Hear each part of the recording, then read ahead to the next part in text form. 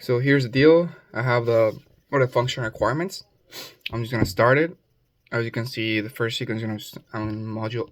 Unless I mark the module, I'm just gonna start it. It's gonna run. Here's all the code.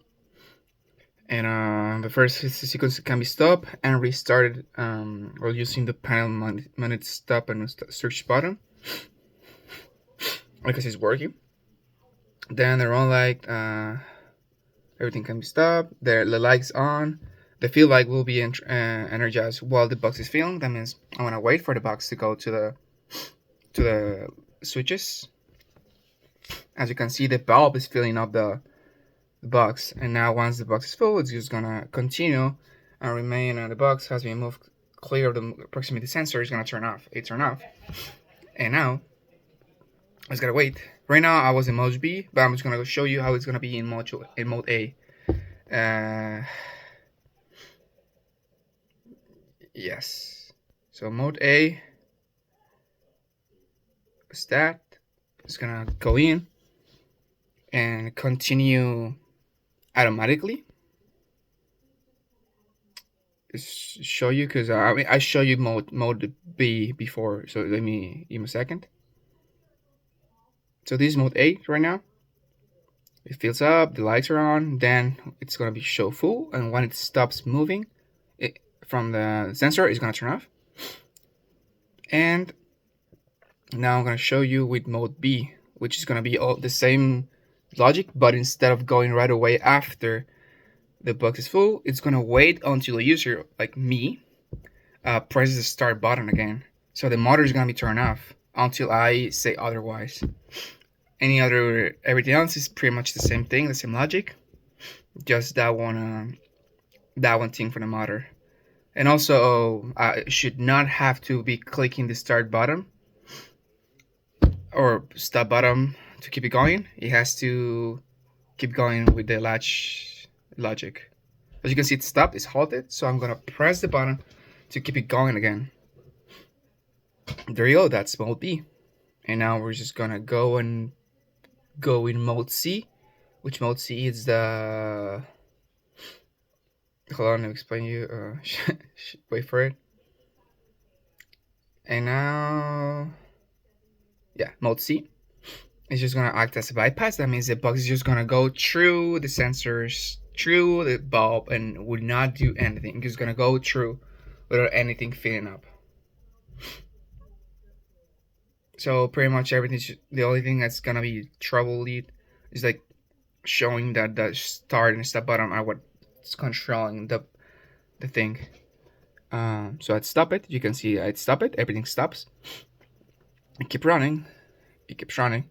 And yeah, I think that's all the troubleshooting I needed to show. I can show you back to go mode B because I want to show you something real quick. I'm gonna stop it just in case.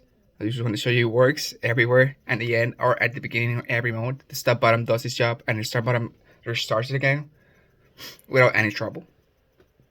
And there's this one thing. The stop button does stop the bulb, but because of the sensors, I cannot stop it fully. So that's a problem. I added it in my summary at the end. Like, I need that one to work at the beginning. But yeah, so the reset button does its job, and that's it. Now, let me show you the code. This is how it looks like. This is pretty much the finalized code. And now, let me explain you how the code works in its fullest. It's very simple, very short, which is nice compared to the timers from before. We had the first run, which is just the simulation logic title that was given to us with a jump to routine file. And now we have the motor run. The motor run is pretty much everything that allows the motor to go running. That's why we have the motor output as latch. It's not dependent on whatever's happening at the moment. Just whatever happens once is going to latch, send a flag to the motor, like a reference bit. It's going to stay there on the unlatched after that.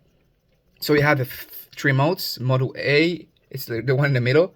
It has if you activate mode A, then there's two ways it's gonna turn on. When the level sensor, it's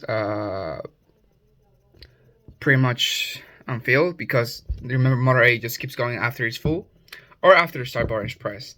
Then the mode B, which is whenever the box is full, it's gonna stop until otherwise. That means it's just very basic. Mode B is gonna activate when the start button is on, and the same logic applies for mode C.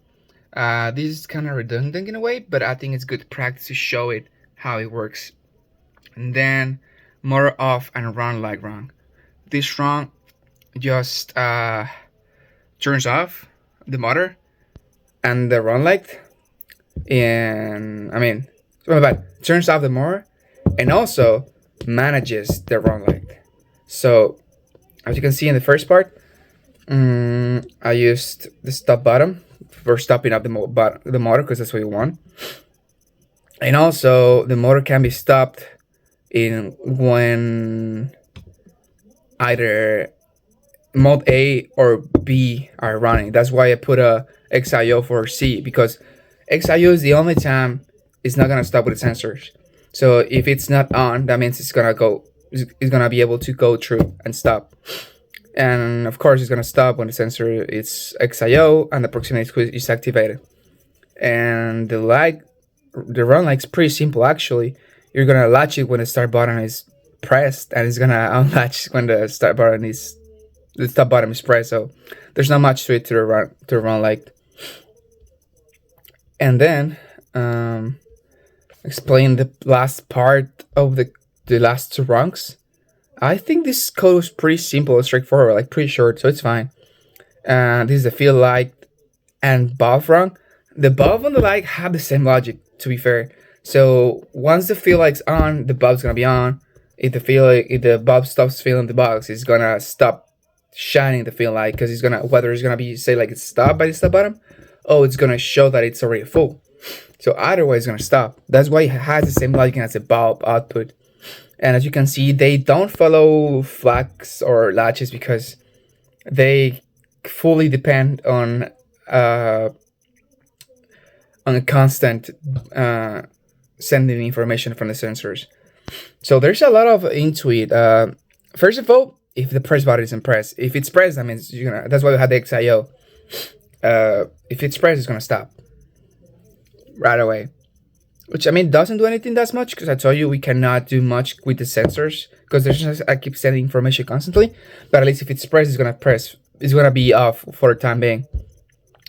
Again, I have an XIO for mode C because I told you the bulb shouldn't be activated in mode C, because mode C is supposed just to have the boxes going, bypass the bulb. And the level sensor XIO because it's gonna stop showing information once the box is full. And the proximity sensor is going to turn on. That's why it's just have the XIC. And also whether it's going to be the mode A or mode B is going to be activated, because it's supposed to be activated with mode A or B. And now the last run, which was pretty much stayed the same throughout the whole three versions. It's the full light run. Just when the proximity sensor is on and the level sensor is on, it's going to say the box is going to be full. And that's just a bit. Thank you. That was pretty simple actually. I think I complicated myself too much in the first code, but at the end of the day, I did the first version, and I was like, okay, this is good. Then I realized it wasn't a good version, but I already had done the second version, so I went back and redid the first version after the second version. That's why I think the second version is more complete. And the one thing I did that I think was very key was starting the third version from scratch. I didn't just redo the second code or the first code. I was like, you know what, this is kind of messy. This is kind of like, I had to make the new mode. So I was like, you know what, I'm just going to make it cleaner and more efficient. So I just redid the whole thing, started from scratch, and I think that was a good approach. It was easier. I think I saved a lot of time, because I could have just spent like hours troubleshooting, because my rungs will be like wrong. So starting from scratch was a good approach. And yeah, thank you. That was great.